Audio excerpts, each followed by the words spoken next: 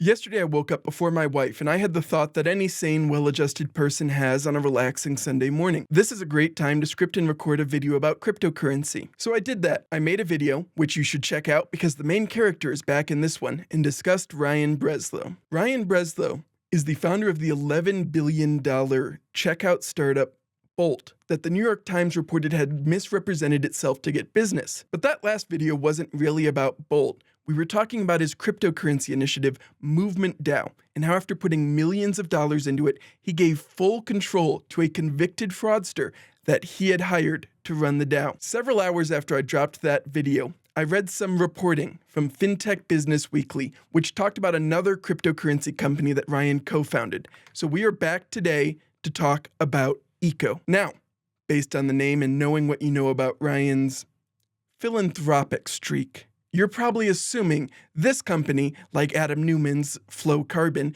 is focused on solving climate change using cryptocurrency, and you are so wrong. Eco was a company that allowed people to deposit dollars. They would convert them into USDC and then go and earn yield, paying back some of that yield to customers, like Find or Earn or any of the other failed initiatives like that we've talked about on this channel. Fintech Business Weekly got a massive trove of messages, emails, documents, and recordings from Eco which seemed to reveal that, and this is going to shock you, they were misrepresenting themselves in order to get new users and build the business. A lot like Bolt, right? Eco claimed they were making their yield by lending to institutional investors, specifically citing Goldman Sachs and Fidelity. One problem? It doesn't look like they really were. Fintech Business Weekly got a hold of Goldman, and Goldman says they never took a loan from Eco. So who was Eco actually lending to? Well, of course, the answer is another company we've talked about a bunch on here, the now bankrupt BlockFi. Eco's business model, based on the leaked documents, appears to have been earning roughly 8.6% at BlockFi and making sure to pay less than that out to users. User rates started at just 2.5%, but could go as high as 5% if you helped recruit new people to join the program. Makes a cool shape when you do that too, doesn't it? Eco also seemed to have their initial growth strategy tied to pitching to Bolt employees, remember Breslow's other company, until Eco was able to figure out what would appeal to people and what rate they could offer people without them getting concerned it was a scam. Eco investors were really worried if they advertised the 5% rate, users would be concerned that Eco was a scam and would not want to use it. The presentation from Eco to Bolt employees seemed to suggest that it was a bank lending out the funds, but of course it was not a bank. It was BlockFi, lending to trustworthy counterparties such as Three Arrows Capital and Alameda Research, both now bankrupt and frequently featured on this channel. Three Arrows Capital and Alameda Research are basically Goldman Sachs and Fidelity though, right? Eco, however, did not stay with BlockFi indefinitely. They switched from BlockFi to another cryptocurrency company called Wire. Wire had their own crypto yield offering where they would also lend out cryptocurrencies, but importantly, they would also deploy them into DeFi, an activity that Eco claimed they would not deploy user funds into. Those of you who watched that other video about Ryan had a little light bulb go off above your heads, didn't you? You see, Wire was going to be the largest non-SPAC exit for a cryptocurrency company ever, with Breslow's other company, Bolt, announcing in April 2022 that they were going to acquire it in a $1.5 billion deal. Isn't it a little weird that one Ryan company ended up trying to acquire another vendor for a separate Ryan company?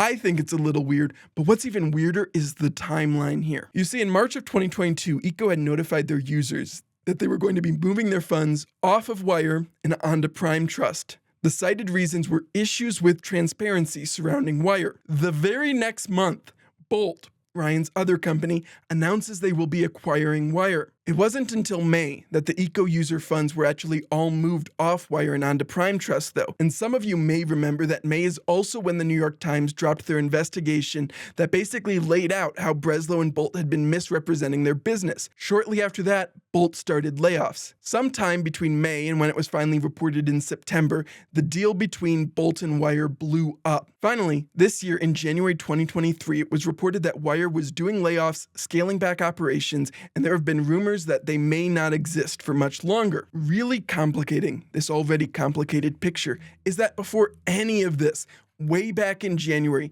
2 weeks after Bolt closed their $355 million round that valued them near $11 billion, Ryan Breslow steps down as CEO of Bolt. So Ryan leaves Bolt in January. In March, Eco starts moving off Wire. In April, Bolt starts acquiring Wire. May, Eco finishes moving off Wire. And the New York Times highlights Bolt's misrepresentations. Bolt then starts layoffs, and sometime between then and September, the deal between Bolt and Wire blows up for undisclosed reasons. Then we find out that Wire may not even survive this.